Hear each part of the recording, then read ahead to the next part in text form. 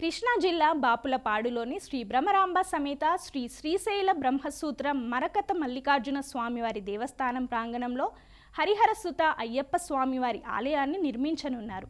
ఇందులో భాగంగా స్వామివారి పంచలోహ విగ్రహాలు, శ్రీ విఘ్నేశ్వర సుబ్రహ్మణ్య స్వామి, మాలికాపురి అమ్మవారు, నాగబంధాలు, ద్వారపాలకులు, బలిపీఠాలకు అష్టోత్తర కలశాభిషేకం నిర్వహించారు. ఆలయ కమిటీ చైర్మన్ గుడపాటి రత్నశేఖర్ ఆధ్వర్యంలో జరిగిన ఈ కార్యక్రమంలో అనేక మంది భక్తులు పాల్గొన్నారు. విగ్రహ ప్రతిష్టాపనోత్సవాలు ఈ నెల 29వ తేదీ వరకు కొనసాగుతాయి.